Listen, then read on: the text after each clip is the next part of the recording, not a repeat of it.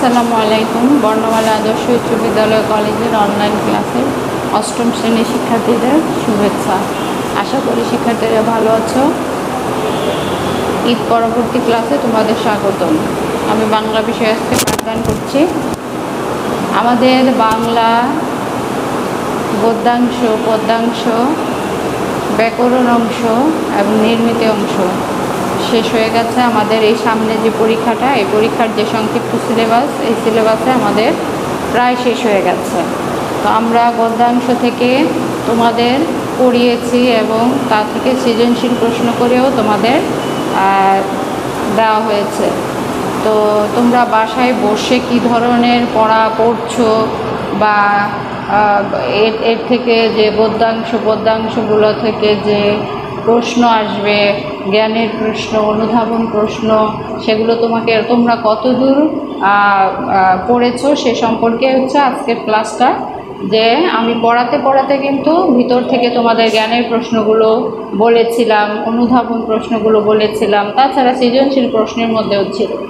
তো আমরা জানি যে আমাদের 70 নাম্বার হচ্ছে Bangla first paper second paper একসাথে, 70 নাম্বার হচ্ছে আমাদের রচনামূলক অংশে, আর 30 নাম্বার হচ্ছে বহু নির্বাচনীতে। তো এই রচনামূলক অংশের মধ্যে গদ্যাংশ পদ্যাংশ ছাড়াও তোমাদের নির্মিতি অংশ আছে। এছাড়াও বহু নির্বাচনী অংশে আছে তোমাদের 30 মার্কের মধ্যে তোমাদের আছে গদ্যাংশ থেকে। আমি এখানে তোমাদের একটু ভাগ করে দেখাচ্ছি যে নৈর্ব্যক্তিক কেন গুরুত্বপূর্ণ। গদ্যাংশ থেকে থাকবে 8টি প্রশ্ন, পদ্যাংশ থেকে থাকবে 8টি প্রশ্ন, তারপরে ব্যাকরণ ও নির্মিতি অংশ থাকবে। ব্যাকরণ ও নির্মিতি অংশ থেকে থাকবে হলো 14টি। এই হলো আমাদের 16 আর 14 30টি। এই হলো আমাদের 30টি বহু নির্বাচনী। তাহলে আমরা দেখতে পাচ্ছি যে আমাদের গদ্যাংশ থেকে 8টি, পদ্যাংশ থেকে 8টি। তাহলে গদ্যাংশের 8টি, এই আমাদের সিলেবাসটা এই পরীক্ষার জন্য ছোট, কিন্তু আমাদের সিলেবাসটা যখন আমরা বিশেষভাবে বোর্ডের পরীক্ষা দিব তখন কিন্তু সবগুলো গদ্যাংশ থেকে মাত্র 8টি প্রশ্ন। তাহলে তোমাদের প্রত্যেকটা গদ্য কিন্তু নিখুঁতভাবে পড়তে হবে। প্রত্যেকটা গদ্যাংশের লাইন থেকে অবজেক্টিভ বানিয়ে তোমাদের পড়তে হবে, কারণ কোন 8টা প্রশ্ন যে আসে এতগুলো গদ্য থেকে তোমরা জানো না, এতগুলো পদ্য থেকে কোন 8টা প্রশ্ন আসবে তোমরা কিন্তু জানো না। তাই সেই হেতু তোমাদের কী করতে হবে, একেবারে খুঁটিনাটি সব কিছু পড়তে হবে। তো সেই লক্ষ্যেই আমি আজকে একটি গদ্যাংশ থেকে আমার যেগুলো মনে হয়েছে যেগুলো তোমাদের দরকার জানা, সেই প্রশ্নগুলি নিয়েই আজকে আমি ক্লাসটা শুরু করব। যে এই প্রশ্নগুলির উত্তরগুলি কিন্তু আমি আগে পড়িয়েছি, আজকে আমি তোমাদের এই প্রশ্নগুলি দিব, তোমরা জাস্ট খাতায় লিখে রেডি করবা। অর্থাৎ তোমরা দেখবা যে এই প্রশ্নগুলি সবগুলি তুমি বই না দেখে করতে পারো কি না। যখনই যে কয়টা তুমি বই দেখে না দেখে করতে পারবা সে কটা করবা, বাকিগুলো তোমাকে কি করতে হবে, বই দেখে মুখস্থ করে নিতে হবে যে আমার এই প্রশ্নের উত্তরটা এইটা হবে। তো আসো আমরা বোর্ডে চলে যাই এবং আমাদের এই প্রশ্নগুলি আজকে জেনে নেই। তো আমরা আজকে তোমাদের প্রবন্ধ, প্রথমেই যে প্রবন্ধটা নিয়েছি সেটা হচ্ছে ভাব ও কাজ, কাজী নজরুল ইসলামের ভাব ও কাজ। এটা আমরা কিন্তু বিস্তারিতভাবে এটার বিষয়বস্তু, প্রশ্নের উত্তর সব কিছু আমরা পড়েছি। তো আজকে আমি যেহেতু বলছি যে খুঁটিনাটি বিষয়গুলি আমাদের জানা দরকার, সেহেতু জ্ঞানের প্রশ্ন নিয়েই আজকে তোমাদের ক্লাসটা। এই জ্ঞানের প্রশ্নগুলি তোমরা খাতায় তুলে ফেলবা। তা আসো প্রথমে যে জ্ঞানের প্রশ্নটা আছে, শিউলিমালা কাজী নজরুল ইসলামের কি ধরনের রচনা? তোমরা জানো যে কাজী নজরুল ইসলাম গল্প, কবিতা, গান, নাটক, উপন্যাস, গল্পগ্রন্থ, কাব্যগ্রন্থ এগুলো সব লিখেছেন। অর্থাৎ সাহিত্যের প্রত্যেকটা শাখায়, যে কয়টা শাখা আছে প্রত্যেকটা শাখায় তার পদচারণা ছিল, ছোট গল্প সব কিছু।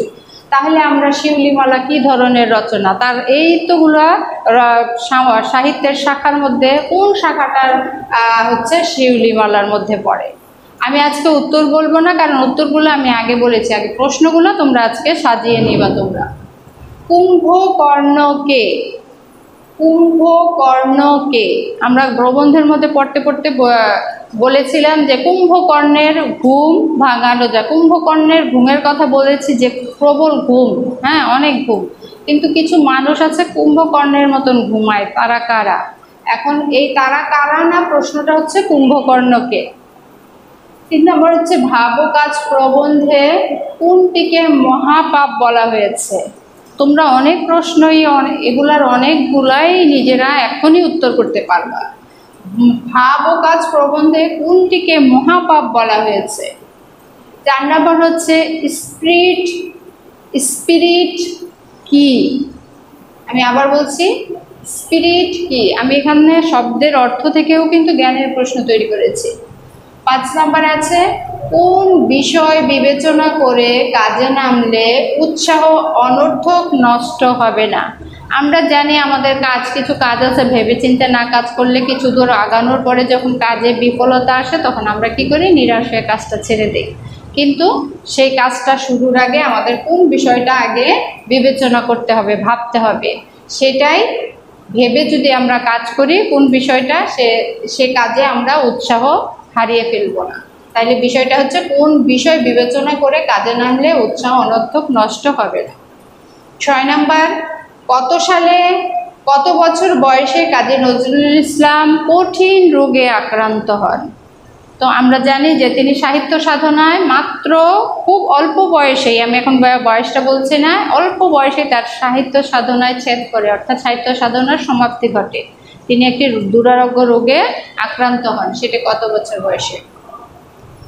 সঙ্গীতের ক্ষেত্রে নজরুলের সৃষ্টিকর্মগুলি কি কি? আমরা জানি তিনি অনেক গান রচনা করেছেন এবং এই গানগুলি কোন কোন শ্রেণীর সেই নামগুলি তোমরা লিখবে, অর্থাৎ কোন কোন শ্রেণীর গান তিনি লিখেছেন।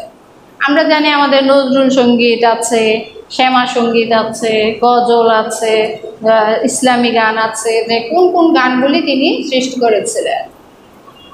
8 নম্বর হচ্ছে পুয়াল শব্দের অর্থ কি? এটা আমি শব্দের অর্থ থেকে দিয়েছি। পুয়াল শব্দের অর্থ কি? আমাদের এখানে প্রবন্ধের মধ্যে পুয়াল কথাটা আছে। ভাবো কাজ প্রবন্ধের উৎস কি? অর্থাৎ কোথা থেকে এটি নেওয়া হয়েছে। উৎস বললে অনেকে বোঝো না, আবার যদি বলা হয় যে কোথা থেকে নেওয়া হয়েছে সেটা বোঝো। সেটা আর এটা একই, যে ভাবো কাজ প্রবন্ধের উৎস কি? মানুষকে উদ্বুদ্ধ করার জন্য কিসের গুরুত্ব অপরিসীম? অর্থাৎ মানুষকে ভালো কাজে উদ্বুদ্ধ করার জন্য কোন জিনিসটার গুরুত্ব রয়েছে সেটা তোমরা লিখবা। এবার আসো, এখানে 10টা গেল। 11 নম্বর প্রশ্নের উত্তর। প্ররোচনা শব্দের অর্থ কি? আমি আবার বলছি, প্ররোচনা শব্দের অর্থ কি?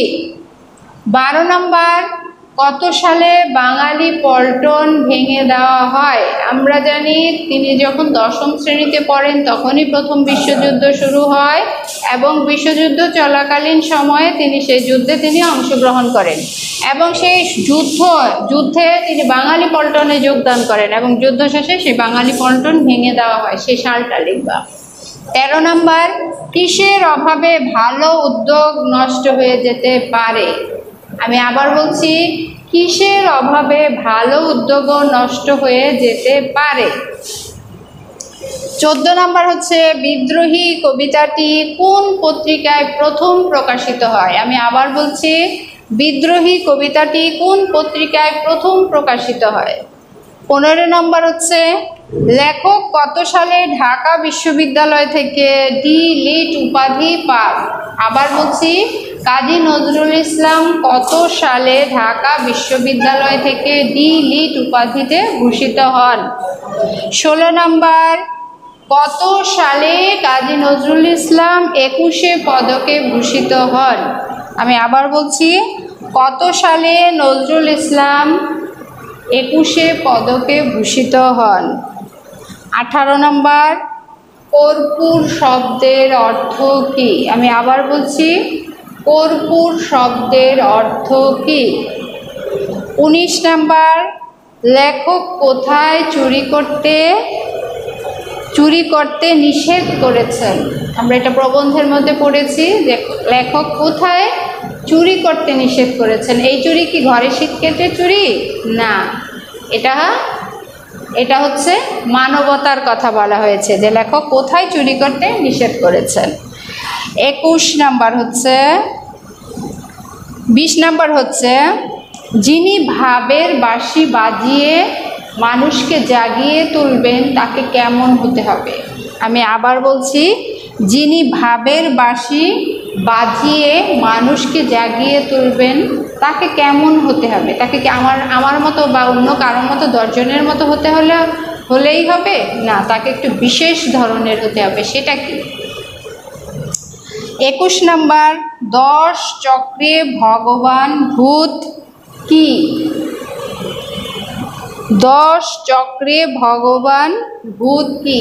তোমরা মনে করতে পারো 10 চক্রে ভগবান ভূত, এটা তো জ্ঞানের অনুধাবন প্রশ্ন, ম্যাডাম আবার এখানে দিল কেন? হ্যাঁ, সেটা যখন আমরা অনুধাবনে যাব তখন কিন্তু আমরা বিস্তারিত আলোচনা করব। কিন্তু এখানে আমি বলছি যে 10 চক্রে ভগবান ভূত কি, শুধু এতটুকু লিখলেই হবে। অর্থাৎ এটাকে জ্ঞানের প্রশ্নের মূল কথাটা যে সেটা লিখলেই হবে, এটা বিস্তারিত যাওয়া লাগবে না। 22 নাম্বার মৃত্যু ক্ষুধা নজরুলের কি ধরনের রচনা? মৃত্যু ক্ষুধা নজরুলের কি ধরনের রচনা? আমি আগেই বলেছি যে কাজী নজরুল ইসলাম সাহিত্যের সবগুলি শাখায় বিচরণ করেছেন এবং এই শাখাগুলির মধ্যে মৃত্যু ক্ষুধা হচ্ছে কোন ধরনের শাখা। 23 নাম্বার হচ্ছে লেখক আমাদের দেশকে কেমন দেশ বলেছে। আবার বলছি, লেখক আমাদের দেশকে কেমন দেশ বলেছে। এই প্রশ্নগুলি কিন্তু আমি ভিতর থেকে রিডিং থেকে বানিয়ে দিয়েছি, তোমরা খুঁজে খুঁজে বের করবা আর বইটা দাগিয়ে সুন্দর করে প্রশ্নের উত্তরগুলি পড়ে নেবা।